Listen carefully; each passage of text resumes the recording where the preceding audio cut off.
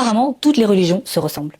Mais si on regarde de plus près, le christianisme ne joue pas dans la même catégorie. Dans cette vidéo, je vais te montrer 3 raisons pour lesquelles le christianisme n'est pas une religion comme les autres. Premièrement, le fondateur n'est pas simplement un homme.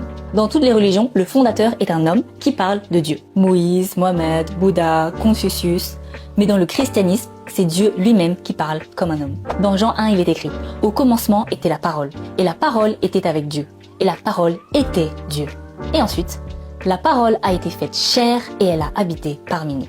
En fait, selon la foi chrétienne, Jésus-Christ n'est pas un simple prophète ou un guide spirituel, mais il est présenté comme divin et éternel, comme l'incarnation de Dieu sur terre.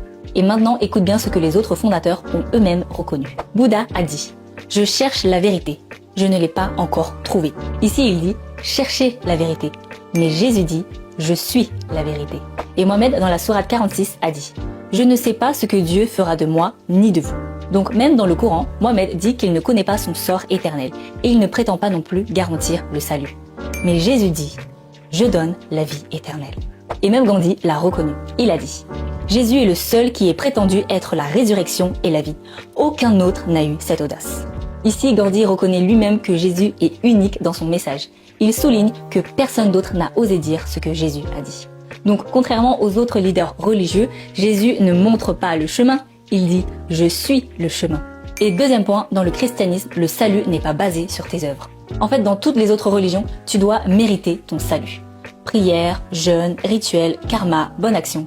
Mais dans le christianisme, Dieu dit « Tu ne peux pas te sauver toi-même, alors je viens te sauver ». Dans Éphésiens 2, il est écrit « C'est par la grâce que vous êtes sauvés, par le moyen de la foi. Et cela ne vient pas de vous, c'est le don de Dieu. » Donc le salut chrétien n'est pas une récompense, c'est un cadeau offert par Dieu pour le monde entier.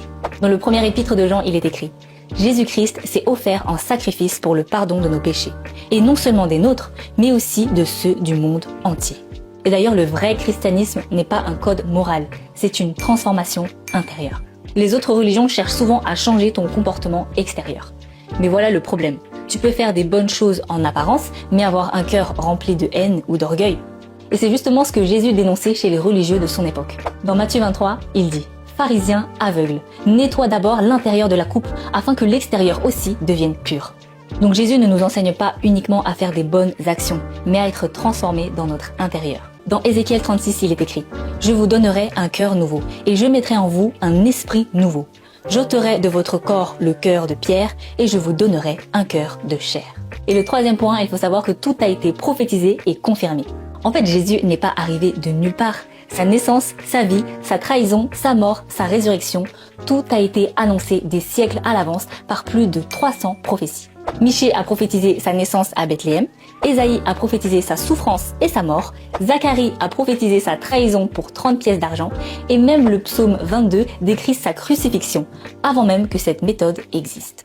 En fait, aucun leader religieux n'a été annoncé avec autant de précision et de preuves. Et ce n'est pas tout, la Bible est le texte antique le mieux conservé au monde. Jésus est attesté par des sources historiques non chrétiennes, et l'archéologie confirme également les lieux, les noms, les événements, les coutumes et les prophéties. Le christianisme, ce n'est pas une échelle où tu dois grimper jusqu'à Dieu. C'est Dieu qui descend vers toi. Pas pour te juger, mais pour te sauver. Et voici le verset qui résume la foi chrétienne. Car Dieu a tant aimé le monde qu'il a donné son Fils unique, afin que quiconque croit en lui ne périsse pas, mais ait la vie éternelle.